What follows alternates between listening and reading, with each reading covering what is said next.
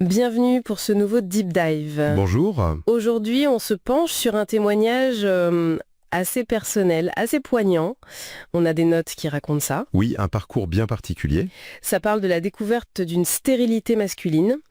C'était en 2003, la personne avait 35 ans et tout le parcours de PMA qui a suivi. La procréation médicalement assistée, oui. Voilà. Notre objectif, c'est un peu d'extraire les points clés de cette histoire, du diagnostic jusqu'aux aux épreuves de la PMA. Allons-y. Et ce qui est intéressant d'emblée, je trouve, c'est que ça montre bien que derrière le médical, il y a tout l'humain. Le psychologique, l'émotionnel, le relationnel aussi. L'impact que ça a. Voilà, l'impact face à l'infertilité. Et comment on essaye de trouver des solutions. Alors, le début de l'histoire, c'est la surprise totale. Le monsieur ne suspectait rien du tout. Non. Éjaculation normale, érection normale, pour lui tout allait bien. C'est vraiment le désir d'enfant qui a lancé les examens, les spermogrammes. Les fameux spermogrammes, oui. Et puis après, il y a eu une intervention chirurgicale pour essayer de trouver des spermatozoïdes, avec cette phrase de l'urologue, un peu spéciale juste avant l'anesthésie, « prêt pour aller à la pêche ». La pêche, une métaphore un peu... ça dépend comment on la prend, mais... Oui, un peu décalée peut-être. Voilà. Et comme le dit le texte, la pêche n'a rien donné, malheureusement. Non. Et l'annonce officielle de la stérilité, même si apparemment il s'y attendait un peu, il dit « je sais ce que vous allez m'annoncer ». Oui, il le sentait venir. Ça reste quand même un moment très fort, un tournant. Absolument. Et sa façon de réagir est assez particulière. Il explique qu'il a relativisé en comparant avec la maladie de sa mère. Ah oui, hein. Oui, il la voyait à l'hôpital, elle était gravement malade. Et ça l'a aidé à se dire, bon, moi je suis stérile, mais je suis en bonne santé. Cette idée de relativiser la vie. C'est une stratégie d'adaptation en fait. Comparer sa souffrance à une autre qu'on juge pire pour mieux l'accepter. C'est compréhensible comme mécanisme. Oui, mais ça l'a aussi mis un peu à part, non ? Oui, c'est ça le revers. Ça l'a mis en décalage avec un groupe de soutien, l'association Amphore. Ils trouvaient leur détresse, démoralisante. Il comprenait pas ou il trouvait ça excessif par rapport à ce qu'il vivait lui ? Un peu des deux, j'imagine.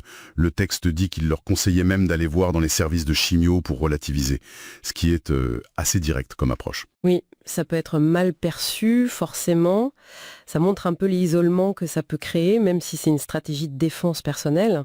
Exactement. Chacun réagit à sa manière, mais ça peut effectivement couper du soutien collectif. Bon, ensuite, le couple décide d'aller vers la PMA.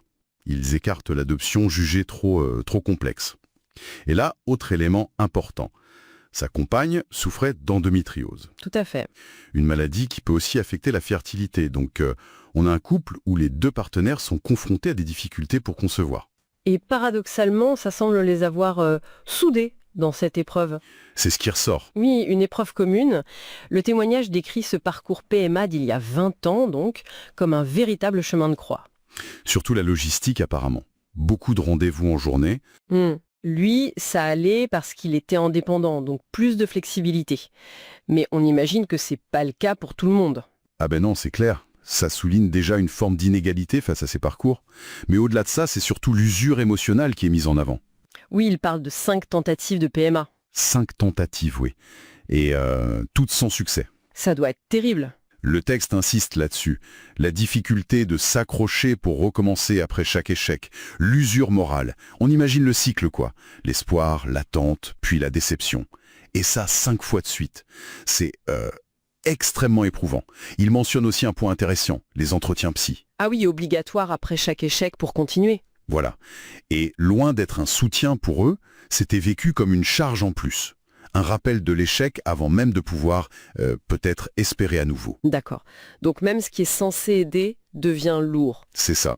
L'épuisement après la 5e tentative est vraiment palpable dans le récit. Alors si on essaye de résumer un peu ce qu'on a vu dans ce deep dive, on a le choc du diagnostic, inattendu. Oui. Une façon très personnelle de faire face, en relativisant, quitte à s'isoler un peu.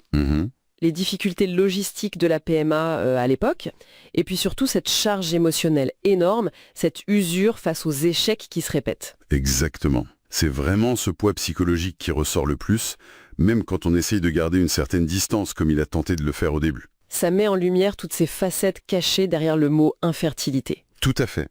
Et ça nous amène peut-être à une question un peu plus large pour la réflexion ? Oui. Au-delà de cet épuisement dont parle le témoignage, comment est-ce que cette confrontation répétée à l'échec, surtout quand ça touche à un désir aussi fondamental que d'avoir un enfant, comment ça peut, sur le long terme, remodeler la notion même d'espoir chez quelqu'un, ou la capacité de résilience d'un couple? Ah oui, c'est une bonne question. Comment l'échec répété transforme l'espoir lui-même? Intéressant comme point final.